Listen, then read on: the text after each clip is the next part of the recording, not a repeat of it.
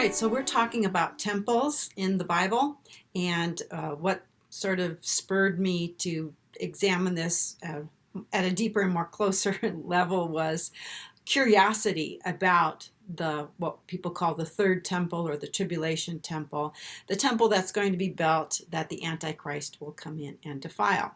So before I go on any more talking about the Tabernacle of Moses, because I do want to talk about that some more. In fact, for me, the Tabernacle of Moses is more interesting to follow once it's in the Promised Land for that 400 or so year period of time where people are actually worshiping at the Tabernacle of Moses in the Promised Land.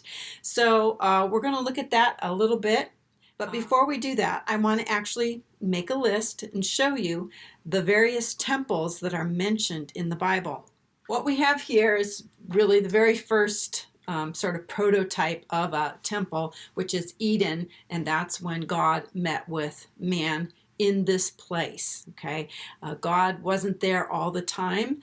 He didn't live in the garden, but he met with Adam and his wife in the Garden of Eden. And then, of course, we have altars, and they're not exactly temples, but they are the way that people would worship God, making sacrifices and so on, up until the time of Moses. And then we had the Tabernacle of Moses, which is really the big prototype for the structure of future temples. All right, so after we have the Tabernacle of Moses, we have the Tabernacle of David. And this is one that we're going to look at more closely.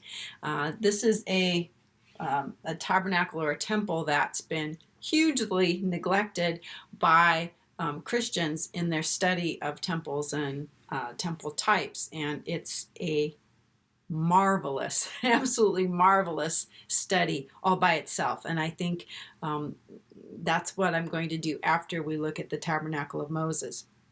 Okay, so after the Tabernacle of David, we have Solomon's temple. Okay, and after Solomon's temple, it's destroyed. Okay, when Nebuchadnezzar comes in and the Jews are carried off into Babylon, then when they come back into the land again, about 70 or so years later, we have what's called the Second Temple, and it's built on the same location as Solomon's Temple. And by the way, Solomon's Temple wasn't totally destroyed. It was definitely torn down, but it wasn't destroyed the way the temple was destroyed in 70 AD, where there was not one stone left on top of another. So we have the Second Temple that was built by Zerubbabel and Joshua the high priest, and we can read about that in Old Testament books of Zechariah, and we read about it in Ezra, Nehemiah, some of those places.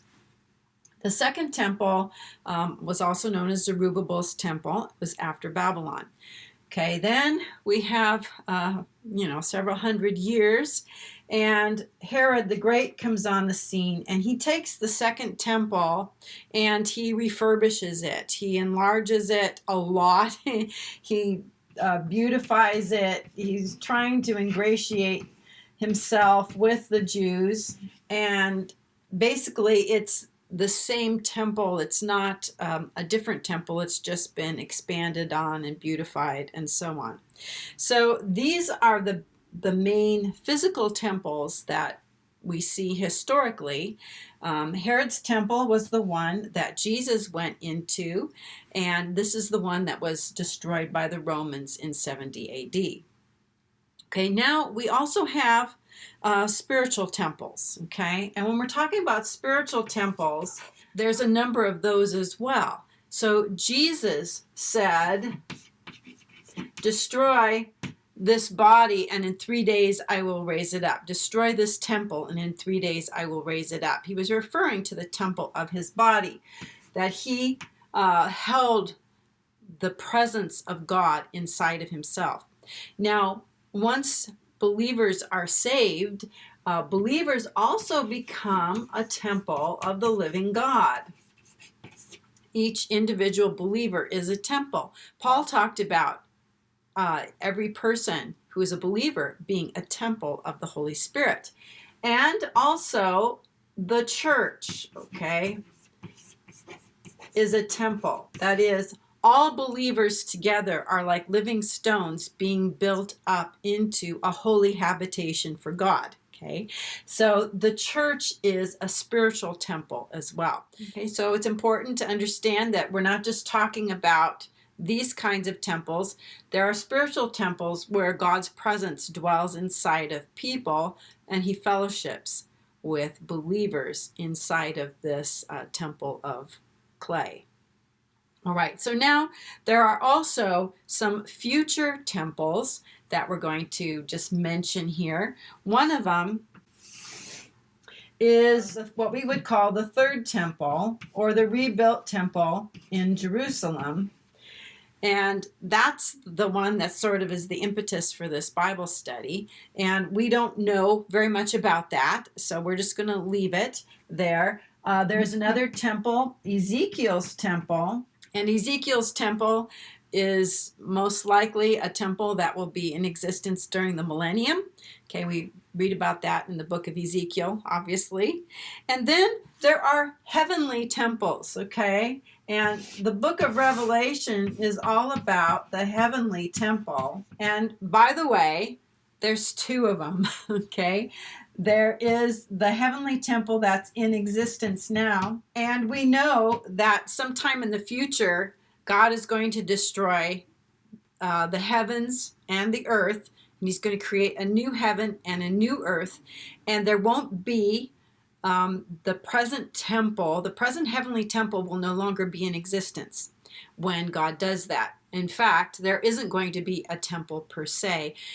There is going to be God's presence dwelling in the New Jerusalem. So we will call the New Jerusalem the final heavenly temple. Okay, so these are the various temples that we're looking at, actual, sort of brick and mortar or tabernacles or tents or whatever, that things that can be measured, basically. The third temple seems to be one that's going to be an actual physical temple that is measured. So it's real. It's not a spiritual temple, because you don't measure people, okay? And the third temple will be measured. This is the temple that the two witnesses are going to build. And Ezekiel's temple as well is a temple that is measured extensively. You can read a lot about that in the book of Ezekiel. Right, so, and then of course we have the prototype for all temples is the heavenly temple. So God told Moses that you're to build the tabernacle according to what you've seen, okay, according to the pattern, the heavenly pattern. All right, and then the New Jerusalem is going to be the habitation of God and going to be the place where his throne is. And his throne, remember, the Ark of the Covenant and his throne are basically the same thing.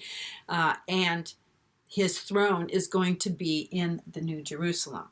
In the next video, we're going to look at the Tabernacle of Moses. I didn't know this would take so long. Okay, so I want to give plenty of time to talk about the Tabernacle of Moses, and we'll go into a little bit about the Tabernacle of David. So I look forward to seeing you on the next video. Till then, have a blessed day.